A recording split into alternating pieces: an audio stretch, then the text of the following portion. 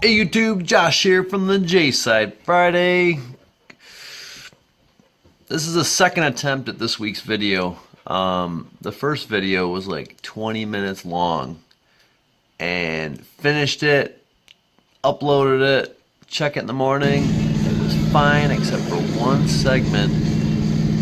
Voice did not match my mouth. So I tried it again. Like downloaded it 3 times to YouTube. It's a hidden video. You can't even watch it because it's messed up. So we're gonna scratch that video, which kind of sucks. So we're doing one of these living room, dining room, white wall window videos, and we're gonna talk about what happened last weekend in a really short way because I've already done this like 5 times. So first off. Yeah, we did a video last week, and I said something to the extent of it was a busy weekend ahead of us. So after work, Friday, I'm gonna race through. All right, I'm gonna race through this a little bit. The other video, I had a joke segment because someone told me that the video should be funnier and I'd get more viewers, and I said I really didn't care, but maybe I did a little bit, just a little, because I spent a little time on these. Share it with your friends. Tell them to go upload a video and geek on it for a while. Anyway, so this video, I'm just going to rip through here. Let's just get to it. So, Friday night, it's like 5 o'clock. J-Side decides to fire up that guy. Yep, hashtag Red Rocket. By the way, there's something funny later in the video I'll mention. But, so we fire that guy up, and I tote that thing about an hour, 15-minute drive. Mostly highway, a little bit of traffic, didn't like traffic much, to Webster, New York. And they do a cruising at the Damascus Shrine. I don't know, I think it's Bay Road. Is that the name of a road? I don't know. Look it up. It's pretty cool. They do it on Friday nights. A lot of cars, as you can see by the pictures up here. Oh, look it, there's a Red Rocket again. Yep. I picked up a friend of mine, and we checked out the cars and listened to music and ate some food and saw some friends, and it was pretty cool. As you can see by all these cars. You know, I'm gonna slip this in there. For all you truck fans, check this little shorty video out while I talk. Right? So smooth. Anyway. So, checked out some cars, a couple that stood out. First off was this guy right here. This was I think it was a Valiant. Yep, look it is a Valiant. This guy had a funny story. The car was from like New Jersey, I think he said, and he tried to buy it from a guy, and the guy wouldn't sell it. So, a little while later, he gets a call that he saw it on a rollback. So he finds out that it went to a local junkyard. So he goes to the junkyard, and he says, "Hey man, what happened?" They said the guy didn't want it, scrapped it. So he says, "Well, sell it to me." And they're like, "Whatever, give us $250 and it's yours." So he did.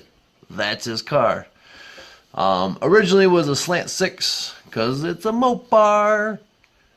Probably the best 6-cylinder motor they ever put in a car. Ask Offenhauser. So now has a monster 440 in it. It's got roll cage, tubs, all kinds of sheet metal work. Car looks super fast, and it has a sticker on it right here, and it basically says no, he's not painting it. And I tell you what, that's pretty cool. I like that. Anyway, on to the next one. Saw this cool van, a little Vanagon. If you ever want to pack your family up and cruise to Mexico and drive around on really cheap diesel fuel while sleeping in your van, that's probably the safest way to do it. Best part were those seats. Super cool pattern. I like funky upholstery. Does things for me. Other cars. Yep. That was kind of neat. Check this out. That is a Roadster with a Jaguar 12-cylinder in it. I'll be honest, I could probably think of a more reliable drivetrain. That would not be it. Whatever. Alright, we're done with this. Let's get out of this show. So, packed up our stuff, moved on out, and went down to, we're headed home. Same way I came, so you got an hour and change. So, decided to swing by Charlotte Beach. See if some friends were up there. And look it! They were! Yeah, there's Red Rocket looking great, but look right behind it. That's its cousin.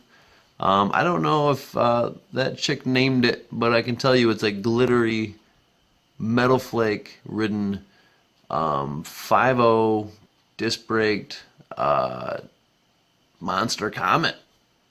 Awesome. Good for her.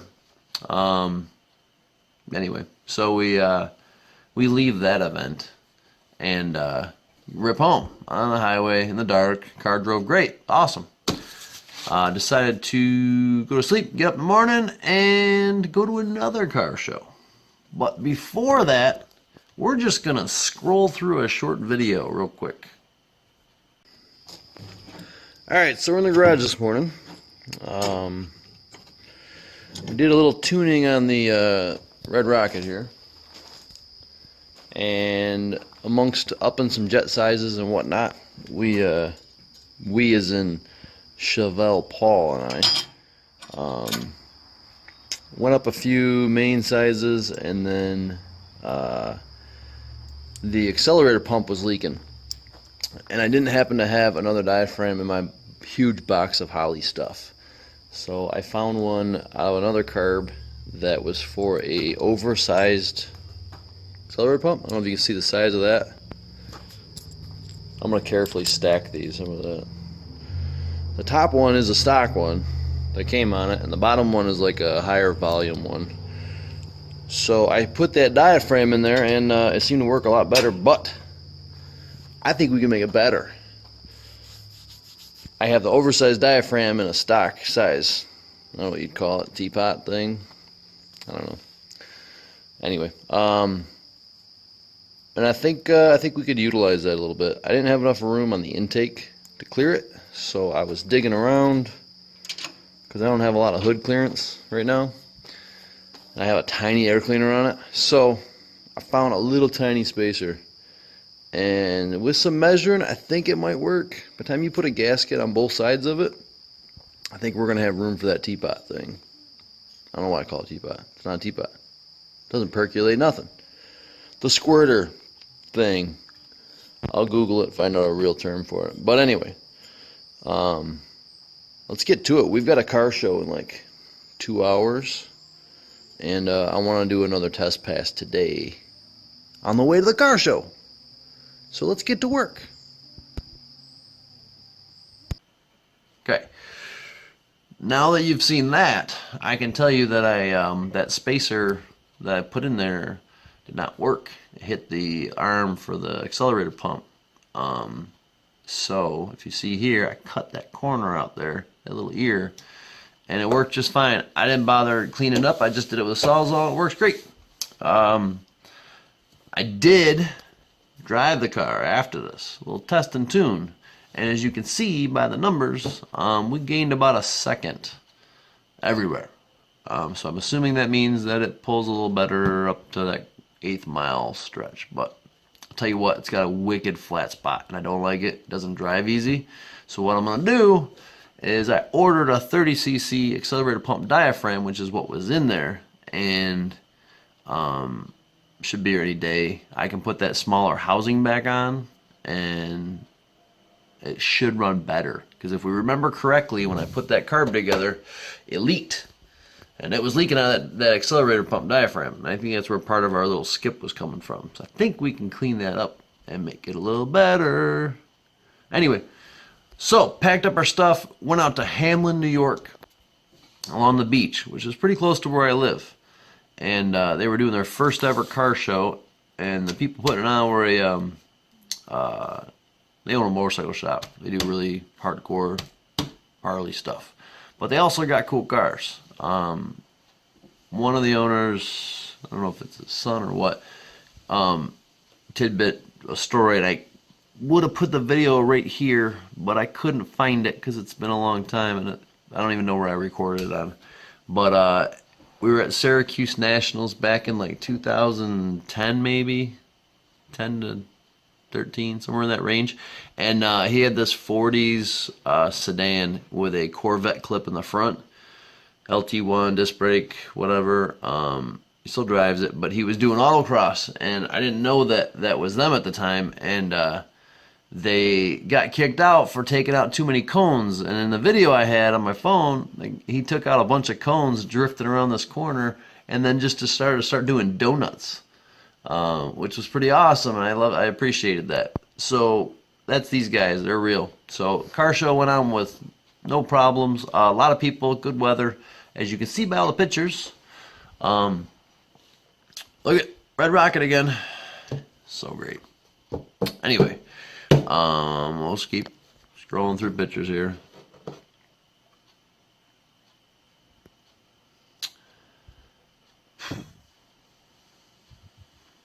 Alright, we're going to cut this short because I got stuff to do tonight. Alright, they're gone. No more pictures. So, went home, packed that thing up, and decided to drive an hour and change other direction to Perrington, New York. So I decided to bring the truck because there was another stop. So we loaded up the pickup truck. We drove to Perrington for their Canal Days, Canal Fests, Fall Fest thing. And they do classic cars on Main Street. You see by all the pictures. Did not bring the Red Rocket because it was a long drive. As we quickly rip through all these pictures here. We'll stop when I get to one I want to talk about. Like this guy, ready? So, that Jeep, see the pictures here? That thing turned me on so much. I'm not a 4x4 guy. I own a Honda Ridgeline. I'm not that hardcore off-roader guy, but that thing made me want to buy one and build one and go wheeling. Look at the axles. I don't even know what those are, but they're upside down and they look cool. So, kudos to Jeep guy. On top of that, there was this rat rod truck. I'm going to call it a rat rod because it's not painted. But check out the gauges. Yeah, those are like soup cans or something. Or paint. I think they were paint cans. You know, you'd like put paint in it and mix it up. It's right there. That was pretty cool. That was neat. This guy was kind of neat. Oh, check this guy out. Alright, so that's a Dodge Dart. Yeah. Anyway, I at first just said, "Oh, cool Dart," and then I looked at it and I saw that right there. See that? It says Baby B. How cool! Like a Super B, but not a Super B because it's a Dart. Cool. Creativity, I love it. Still scrolling here. Sorry for the sniffles. I've got a cold. Maybe allergies too. So anyway, we packed that up. Let's just skip through the rest of these. We're not going to use them. So, loaded up the truck after we had some food and talked to some people about, that's right, vinyl. Thinking about buying a vinyl cutter. We're going to make stickers and maybe t-shirts. So we ducked out of there and decided to drive the other way, an hour and 20 minutes to Perry, New York, specifically Silver Lake Vintage Drive-In. Now, I've been to one of their super cruises, and it was on a Thursday night, and I know it was at night because when I left in the Ranchero, that guy, I did a little burnout, and my headlights went out. So I drove an hour and 15 minutes home intermittently with and without headlights because the dimmer switch was garbage. So I'm like panic pumping the switch and they come on and they go off, come on and go off, and can't believe I didn't get a ticket. All like back roads, driving around a 73 Ranchero, that guy, with no lights. But anyway, we got there. There was only like 10 cars there. Apparently we missed 300 to 400 cars that had gone there because on Saturday when they do those after rain days, they do them in the morning and they end at 3. Pays to do your research, kids, before you drive 2.5 hours around for a car show. So we decided, me and the friend, right there, we played putt-putt. Well, miniature golf. Putt-putt, I think, was a brand name, but she didn't get a hole-in-one, and neither did I. I think I played so bad. It had been 20 years since the last time I played miniature golf. And it will probably be another 20. So that's gone.